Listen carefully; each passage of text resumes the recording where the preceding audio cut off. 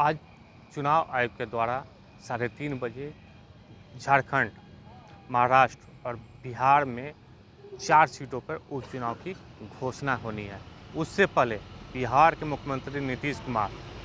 झारखंड के प्रभारी अशोक चौधरी को एक अन्य मार्ग बुलाया गया और जो बीजेपी के द्वारा झारखंड में 2 सीट जदयू के कोटे में दिया गया है, उस पर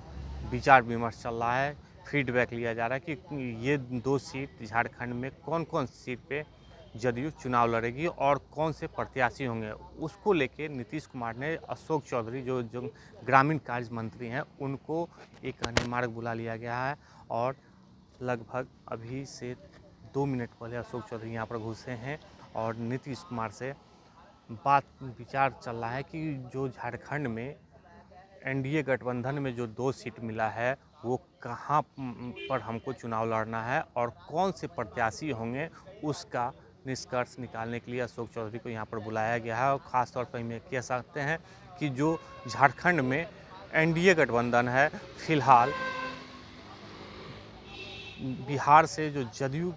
पार्टी जो लड़ रही है वहाँ पर चुनाव, उनको 2 सीट मिला है। हिंदुस्तानी अवाम मोर्चा भी कह रही है कि हम भी वहाँ एनडीए में लड़ेंगे चुनाव, लेकिन अभी तक उनको एक भी सीट नहीं मिला है। और साथ ही साथ चिराग पासवान जो एनडीए के घटक दल हैं, वो भी झारखंड में चुनाव लड़ने की बात कर रहे थे। तो ये कह सकते हैं कि झारखंड में अभी तक उनको लेके कोई सीट का विचार विमर्श नहीं हुआ है, लेकिन हेमंत बिस्वा शर्मा जो हैं, उन्होंने साफ तौर पर कहे हैं कि जदयू से मेरी बातचीत हो गई है और 2 सीट पे उनको झारखंड में चुनाव लड़ने की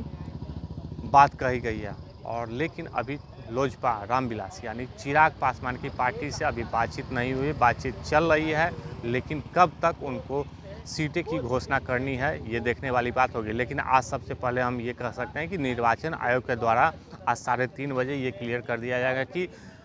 झारखंड में, महाराष्ट्र में विधानसभा चुनाव होना है और बिहार में 4 सीटों पर उपचुनाव भी होना है। उसको लेके आज घोषणा होनी है और उससे पहले नीतीश कुमार ने सभी सीटों को लेके विचार विमर्श किया जा रहा है कि यदि बिहार में उपचुनाव की घोषणा आज होती है तो वो 4 सीट में जदयू के पास कौन सी सीट मिलेगी, बीजेपी के पास कौन सी सीट मिलेगी। यानी हम कह सकते हैं कि जो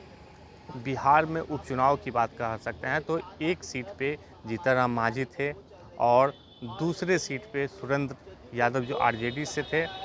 उनका सीट खाली हुआ। और बक्सर के रामगढ़ से यानी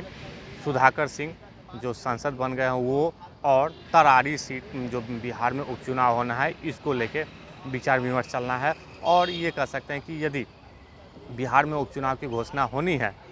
तो कौन कौन सीट पे जदयू लड़ेगी और बीजेपी लड़ेगी, इसका भी विचार विमर्श हो रहा है। और साथ ही साथ ये कह सकते हैं कि जो झारखंड में जदयू को जो 2 सीट मिला है, वो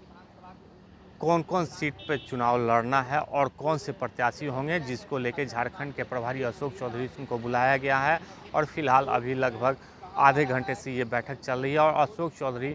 बैठक के बाद क्या कहते हैं वो भी हम आपको दिखाएंगे। लेकिन फिलहाल ये कह सकते हैं कि जो झारखंड चुनाव की घोषणा होने से पहले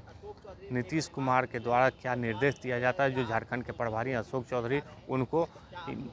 और कौन से प्रत्याशी होंगे, इसका निष्कर्ष, इसका चुनाव को लेके अब दिमाग लगाया जा रहा है कि जो 2 सीट मिल रहा है उस पर कौन से प्रत्याशी को उतारा जाएगा। आलोक कुमार, 10 मिनट, पटना।